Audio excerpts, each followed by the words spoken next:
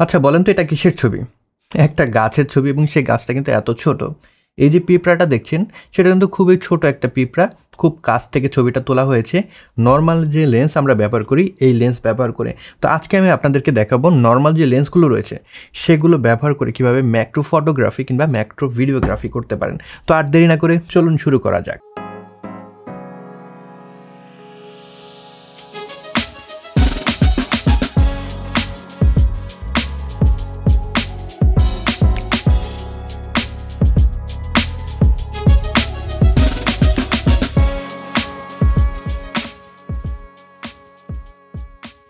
আচ্ছা নর্মালি আমরা যেটা করি ক্যামেরায় যখন কোনো লেন্স ব্যবহার করি এইটার পেছনের সাইড এভাবে খুলে নেই, দেন এই বাসটা ক্যামেরার সাথে সংযুক্ত করি, ছবি তুলতে পারি। তো এইভাবে যখন ছবি তুলি একটা সমস্যা আছে, সেটা হলো প্রত্যেকটা লেন্সের কিন্তু একটা মিনিমাম ফোকাস ডিস্টেন্স রয়েছে।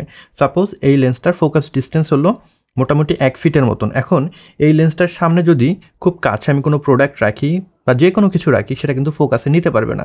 এটাকে ফোকাস করতে হলে মিনিমাম তাকে 1 ফিট দূরত্বে থাকতে হবে। 1 ফুট দূরত্বে থেকে ছবি তুললাম কিংবা ভিডিও করলাম, এতে করে যেটা হলো এটা 16 মিলিমিটার একটা লেন্স, অনেক ওয়াইড ফিল্ড আপ একটা ভিউ দেবে। আমি কিন্তু খুব কাছে যেতে পারবো না প্রোডাক্টের, রাইট? আপনি যখন কোনো ভিডিও করছেন, কোনো প্রোডাক্টকে নিয়ে বিরল করছেন কিংবা রিভিউ করছেন, অনেক সময় প্রয়োজন হয় কিন্তু সেই প্রোডাক্টের কিছু স্পেশাল ফিচার দেখানোর। সাপোজ আমার কাছে যে মোবাইল ফোনটা রয়েছে এটার বেশ কিছু স্পেশাল ফিচার রয়েছে। এটার ভিতরে একটা স্পেশাল ফিচার হলো এটার ব্যাক পার্ট, এটা হলো ভেগান লেদার দিয়ে তৈরি, রাইট? তো এই লেদারের যে টেক্সচার অনেক সময় আপনার দর্শককে সেটা বোঝাতে হবে, কারণ আমরা ভিডিও করছি, ভিডিওর মাধ্যমে কিন্তু আমি তাকে টাচ করে এর জিনিসটা দেখাতে পারবো না, তবে তাকে একটা ফিল দিতে পারবো। সেই ফিলটা দেওয়ার জন্য আমি যদি প্রোডাক্টের খুব কাছাকাছি যেতে পারি সেটা দেখতে অনেক দারুণ হবে, রাইট? তো এই সকল কারণে ম্যাক্রো লেন্সের দরকার হয়, যাতে করে আপনি খুব কাছ থেকে ফোকাস করে ভিডিওটা করতে পারেন এবং সেই স্পেশাল যে ফিচারগুলো রয়েছে সেগুলোকে দেখাতে পারেন।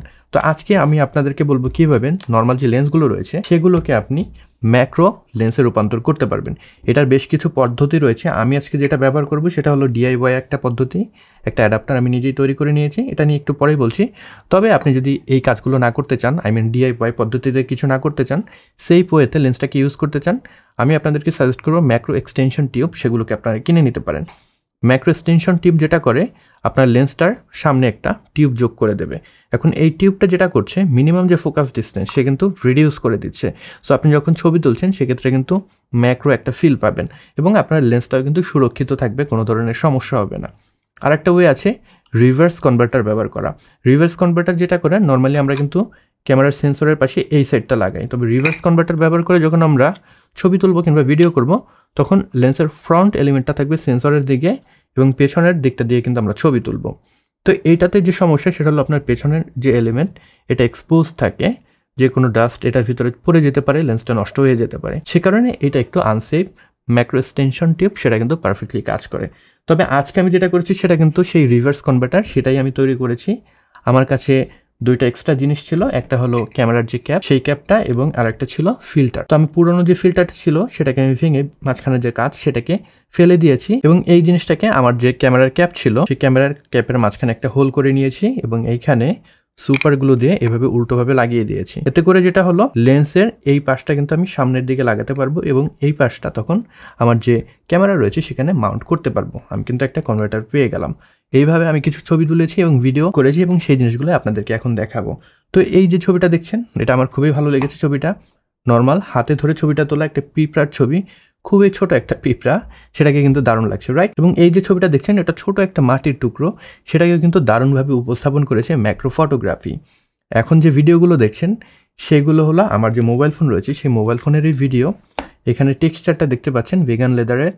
এখন যেটা দেখতে পাচ্ছেন এটা হলো ক্যামেরার যে ভিউ সেই জিনিসটা দেখতে পাচ্ছেন। স্ক্রিনের যে পিক্সেলগুলো সেগুলোও কিন্তু আমরা ফোকাস করে রেকর্ড করতে পারছি আমাদের বানানো ম্যাক্রো এক্সটেনশন টিউব দিয়ে। তা আপনারা যদি চান এক্সপেরিমেন্ট করে দেখতে পারেন, আমি আপনাদেরকে সাজেস্ট করব না এগুলো বানিয়ে আপনারা পার্মানেন্টলি ইউজ করেন, আনলেস আপনার লেন্সটি পুরনো কোনো লেন্স। আপনি যদি পুরনো কোনো লেন্স থেকে থাকে যেটা অত বেশি কাজের না, সেক্ষেত্রে কিন্তু ম্যাক্রো এক্সটেনশন টিউব ব্যবহার করে আপনি কাজগুলো করতে পারেন। দামি কোনো লেন্স থাকলে বা আপনি সবসময় ব্যবহার করছেন এরকম কোনো লেন্স থাকলে এই জিনিসটা না করাই বেটার হবে। তা আশা করি বুঝতে পেরেছেন।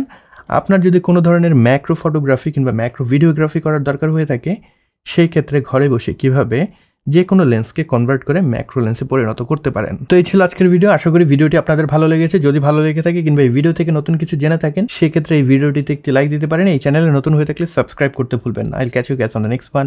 Until then, good bye.